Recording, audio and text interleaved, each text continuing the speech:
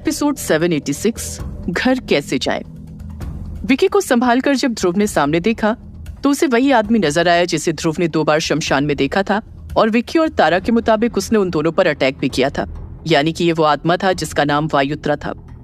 ध्रुव हैरानी से उसकी तरफ देखकर बोला, तुम यहाँ कैसे और हमारा पीछा क्यों कर रहे हो? वो बिना कुछ बोले विक्की की तरफ अपने कदम बढ़ाने लगा। विक्की ने घबराते हुए कहा, ध्रुव कुछ तो करो, ये मेरी तरफ क्यों आ रहा है? ध्रुव ने गौर से देखा कि उसकी नजर लगातार सिर्फ पुजारी जी पर बनी हुई थी जो विकी की पीठ पर टंगे हुए थे। वो बिना पलक झपकाए उनकी तरफ ही देखते हुए आगे बढ़ रहा था। विकी के तो हाथ पांव ही ठंडे हो गए थे और वो काफी डरा हुआ भी लग रहा था, लेकिन तभी ध्रुव ने विकी को अपने पीछे की और खुद उसके सामने आकर खड़ा हो गया। जैसे ही ध्रुव उसके सामने आया, उस वायुत्रा ने ध्रुव को एक तरफ हटाने की कोशिश की, लेकिन वो ध्रुव को टस से मस नहीं कर सका।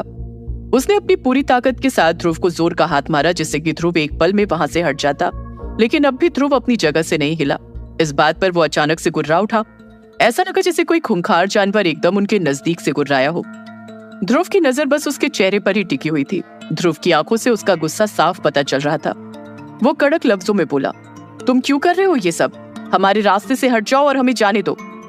लेकिन ऐसा लग रहा था जैसे उस पर ध्रुव की बातों का कोई असर ही नहीं हुआ और फिर वो एकदम से हवा की तेजी के साथ ध्रुव के सामने से उड़ गया। ध्रुव इधर उधर देखता ही रहा कि तभी पीछे से विक्की चीख पड़ा।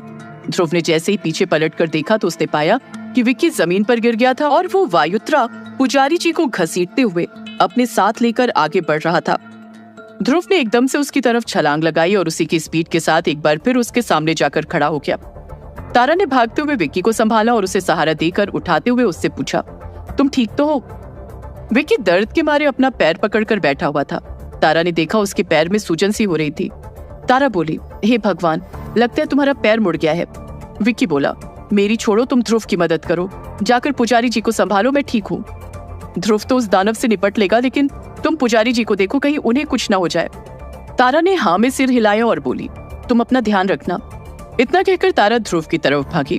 तब तक ध्रुव ने उससे पुजारी जी को छुड़ा दिया था।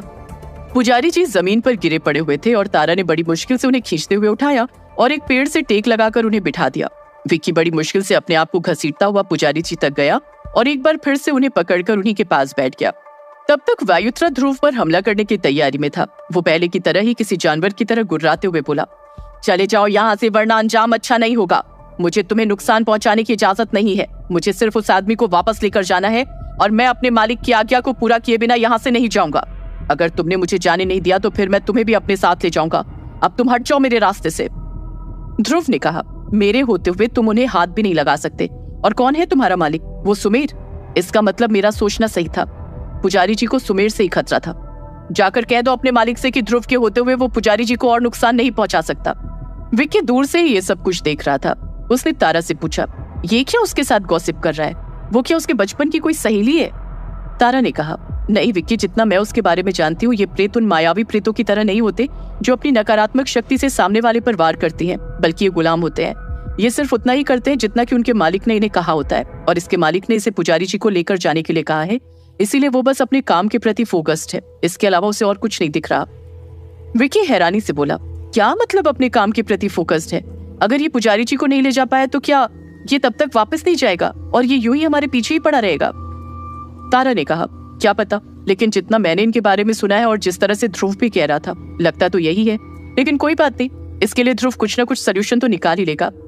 तभी वहां की हवाएं धीरे धीरे तेज होने लगी थी और आसपास जमीन पर बिखरे हुए सूखे पत्ते भी उन हवाओं के साथ ऊपर उड़ने लगे थे और गोल गोल घूमते हुए एक छोटे से बवंडर का रूप लेने लगे थे।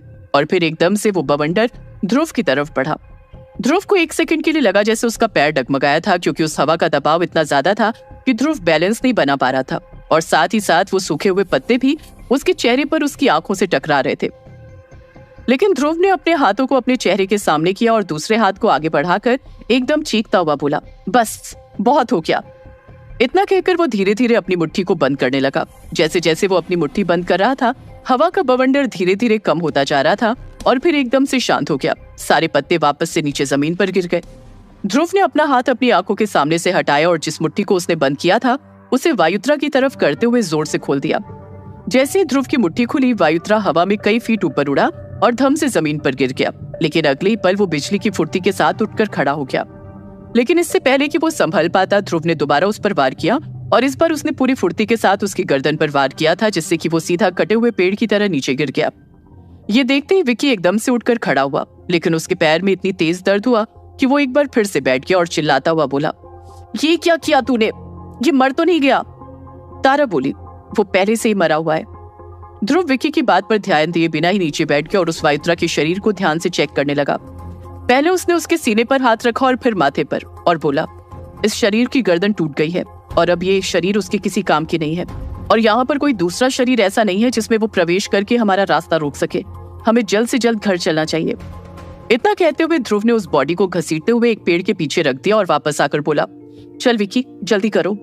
विक्की बोला, कैसे जल्दी करूं? मैं तो कुछ कर ही नहीं सकता, मेरे पैर टूट गए हैं। इतना कहते हुए विक्की ने अपने पैरों की तरफ इशारा किया और दिखाया कि उसका पैर अच्छा खासा सूज गया है। ध्रुव ने उसके पैर को थोड़ा सा दबाया और बोला, दर्द हो रहा है क्या? विक्की बोला, दबाने पर तो नहीं हो रहा है, लेकिन चलने पर दर्द हो रहा है। ध्रुव ने कहा, इसका मतलब तेरा पैर टूटा नहीं है, बस थोड़ा सा डिसलोकेट हो गया है। विक्की ने कहा, वो जो भी हो, लेकिन मैं चलने की कंडीशन में नहीं हूँ। अब तू मुझे ये बता, तू मुझे और पुजारी जी को, हम दोनों को अपने कंधों के सहारे कैसे ले जाएगा? ध्रुव ने कहा, इसकी नौबत नहीं आएगी, तू तो अपने पैर पर खुद ही चल सकता है। उसके बाद ध्रुव ने तारा से कहा, तारा इसका मुंह कसकर बंद करो। विक्की बोला, क्या करना चाहता है? तू मुझे भी तो मारना नहीं चाहता। ध्रुव ने तारा से कहा, तारा इसकी बकवास को बंद करो जरा। तारा ने कसकर विक्की के मुंह पर अपना हाथ रखा और बोली, थोड़ी देर चुप रहोगे? जैसे ही तारा ने उसका मुंह बंद किया, ध्रुव ने उसके पैर को हिला डुला कर देखा और फिर एकदम से एक तरफ मोड़ दिया, जिससे विक्की एकदम से चीख पड़ा। तारा ने उसका मुंह बंद किया था, फिर भी उसके चीखने की आवाज अच्छी तरह से सुनाई दे रही थी। ध्रुव बोला, नाटक मत कर, इतना भी दर्द नहीं हुआ है जितना तू चीख रहा है, और अब तेरा पैर ठीक है। तारा, अब इसके मुंह से हाथ हटा दो।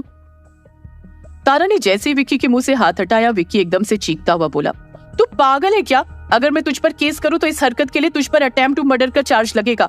अगर मेरे प्राण निकल जाते तो? ध्रुव ने पुजारी जी को अपनी पीठ पर टांगते हुए कहा, लेकिन अभी तो तू जिंदा है। इतना कहने के बाद ध्रुव उठकर खड़ा हुआ और पुजारी जी को लेकर आगे बढ़ गया और तारा से बोला, हमारे विक्की साहब को संभाल कर ले आओ, इन्हें अभी भी थोड़ा बहुत दर्द होगा और चलने में दिक्कत आएगी। तारा ने विक्की का हाथ अपने कंधे पर रखा और उसे सहारा देकर धीरे धीरे चलने के लिए मदद करने लगी। विक्की मुंह बनाता हुआ बोला, बड़ा आया डॉक्टर बना फिर रहा है, इसी की वजह से ये सब कुछ हुआ है। मैंने बोला भी था कि मंदिर की तरफ से चल लेता तो ये सब मुसीबत ही नहीं आती, लेकिन नहीं, इसी को बड़ा शौक चढ़ा था जंगल के रास्ते से आने का। अरे भैया, जंगल में तो रात के वक्त भूत प्रेत ही मिलेंगे ना, कोई परियां तो नाचती हुई दिखेंगी नहीं। खामखा मेरे टांग तोड़ दिए वो अलग। तारा ने कहा, उसने तुम्हारी टांग को तोड़ा नहीं है, बल्कि तुम्हारी टांग को सही कर दिया है। अगर उसने सही नहीं किया होता तो हो सकता था कि जैसे ही तुम अपने पैर पर खड़े होने की कोशिश करते, तुम्हारे ये प्यारी टांग पूरी तरह से टूट जाते। और फॉर यू काइंड इन्फॉर्मेशन, ध्रुव तुम्हें तो टांग कर नहीं ले जा सकता था, क्योंकि वो किसी एक को ही अपने कंधे पर उठाकर ले जा सकता था, और मेरे बस के तो तुम हो नहीं, तो जाहिर सी बात है तुम्हें यहाँ अकेले जंगल में ही छोड़कर जाना पड़ता। उसके कंपैरिजन में तो तुम्हारे लिए ये थोड़ा बहुत दर्द ज्यादा कंफर्टेबल होगा, है ना? या तुम्हारे लिए अकेले जंगल में रहना ज्यादा कंफर्टेबल होगा? विक्की ने कहा, हाँ ठीक है, इसने मुझ पर कोई एहसान नहीं किया है। ध्रुव की चमची। थोड़ी देर बाद उन्हें सड़क दिखने लगी थी। विक्की राहत की सांस लेता हुआ बोला, चलो शुक्र है, कम से कम उस मनहूस जंगल से तो निकल गए। ध्रुव के कान में उसकी आवाज पड़ चुकी थी। ध्रुव ने कहा, फिक्र मत कर, जल्द ही घर भी पहुंच जाएंगे। कुछ देर के बाद वे लोग अपने घर के बाहर खड़े थे। ध्रुव ने कहा, तारा जल्दी करो और जाकर दरवाजा खटखटा दो, ऋतु को आवाज लगाओ, वो दरवाजा खोल देगी। तारा जैसे ही दरवाजे के नजदीक गई, उसने देखा दरवाजे पर ताला लगा हुआ था। तारा ने हैरानी से कहा, यहाँ तो ताला लगा हुआ है, अंदर तो ऋतु थी ना, तो फिर ताला किसने लगाया? विक्की ने कहा, 1 मिनट में ऋतु को कॉल करता हूँ। इतना कहते हुए उसने ऋतु को कॉल किया, लेकिन ऋतु ने कॉल नहीं उठाया, सिर्फ रिंग की आवाज आ रही थी। विक्की ने कई बार कॉल किया, लेकिन उसने कॉल नहीं उठाया। विक्की इरिटेट होते हुए बोला, ये कॉल क्यों नहीं उठा रही? ध्रुव बोला, घर की एक चाबी तो विक्की के पास भी रहती है ना? विक्की ने कहा, अरे हाँ, मेरे पॉकेट में है। तारा बोली, तो देख क्या रहे हो, चाबी निकाल कर दो ना। विक्की ने तुरंत अपने पॉकेट को टटोला और बोला, अरे यार, चाबी तो मेरे पास है ही नहीं। तारा ने इरिटेट होते हुए कहा, ये क्या तमाशा है विक्की, अभी तुमने कहा ना चाबी तुम्हारे पास है, तो और कहाँ जा सकती है चाबी? ठीक से देखो, दूसरी पॉकेट में होगी। विक्की ने कहा, लेकिन चाबी मेरे पास नहीं है। तारा ने कहा, तो कहाँ गई चाबी? विक्की बोला, अरे वो मुझे ध्यान आया कि अगर दोनों चाबी हम बाहर लेकर निकलेंगे और कोई इमरजेंसी आ गई तो क्या करेंगे, इसलिए मेरे पास जो चाबी थी वो मैंने घर के अंदर ही रख दी थी, और एक ही चाबी से काम चल रहा था। एक चाबी घर के अंदर इमरजेंसी के लिए रखी है, अगर एक चाबी खो गई तो दूसरी चाबी तो रहनी चाहिए ना। तारा विकी के सामने हाथ जोड़ती हुई बोली, तो महापुरुष जाकर इमरजेंसी वाली चाबी घर से निकाल कर लाएंगे आप, क्योंकि यही इमरजेंसी है। आपने चाबी घर के अंदर इसीलिए रखी है ना, तो अब बंद दरवाजे से जाकर इस इमरजेंसी में वो इमरजेंसी वाली चाबी निकाल कर ले आइए। ध्रुव नाराज होते हुए बोला, बंद करो तुम लोग अपनी बकवास और ये ताला तोड़ो, अब यही ऑप्शन रह गया है।